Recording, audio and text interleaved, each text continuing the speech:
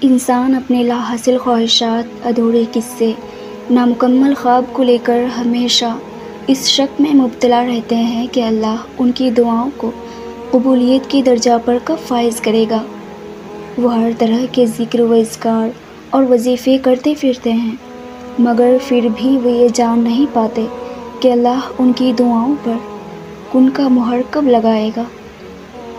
معجزے کی طلب اسے اس قدر بے قرار کر دیتے ہیں کہ وہ بھول ہی جاتے ہیں کہ اللہ پر چھوڑے ہوئے معاملات پر اتنا پریشان نہیں ہوتے۔ وہ قادر ہے، اپنا کام پورا کر کے رہتا ہے۔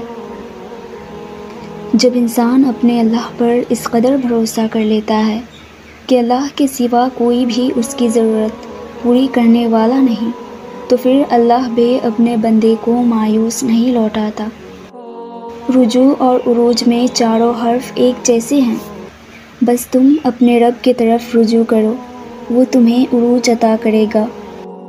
اگر اللہ تمہاری دعائیں پوری کرتا ہے تو وہ تمہارا یقین بڑھاتا ہے، اگر دعائیں پوری کرنے میں دیر کر رہا ہے تو وہ تمہارا صبر بڑھا رہا ہے، اور اگر تمہاری دعاؤں کا کوئی جواب نہیں دے رہا تو وہ تمہیں آزما رہا ہے۔ اس لیے ہمیشہ دعا مانگتے رہو۔ اگر چاہتے ہو نا کہ تمہاری ساری دعائیں قبول ہوں تو تہجد پڑھا کرو۔ جب قبولیت کے تمام راستے بند ہو جاتے ہیں تب بھی ایک راہ باقی رہتی ہے، یعنی تہجد، جہاں قبولیت لازم ہو جاتی ہے۔ جب تم سکون کی تلاش میں در بدر بھٹکتے ہو نا، تب وہ رب تمہیں تمہاری زندگی میں سکون لوٹانے کے لیے تہجد کی راہ دکھاتا ہے۔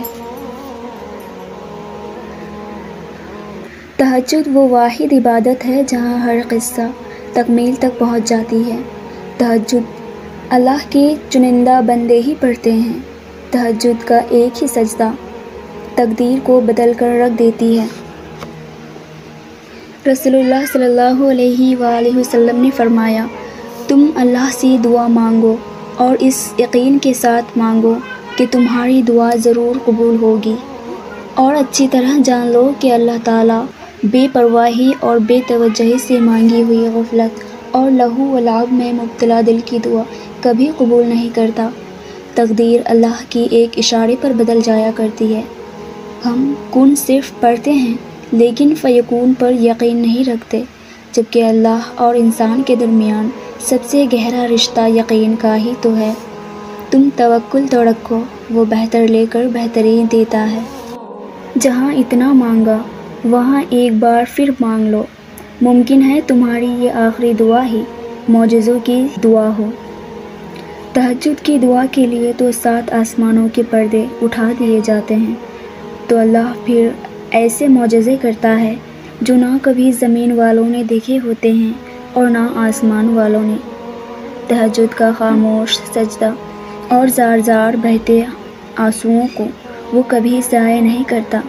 جب گزارش اللہ کی لاڈلی عبادت میں کی جاتی ہے نا، تو پھر لاڈلے کی دعا کہاں ادھوری رہ سکتی ہے۔ کائنات جو بھی کہے پھر وہ ہو کر رہتا ہے جو اس کا بندہ اس سے مانگ لیتا ہے۔ تم بس قبولیت کا یقین رکھو۔ دعائیں تو ناممکن چیزوں کے لیے ہی ہوتے ہیں، ایسی چیزیں جو تمہاری مقدر نے چھین لی ہے، جن کے ملنے کی تمہیں کہیں سے بھی کوئی امید نہیں، جن کے ہونے کا تم خواب میں بھی تصور نہیں کر سکتے، ایسی چیزیں جو تم سوچتے ہو کہ کبھی حقیقت نہیں بن سکتی۔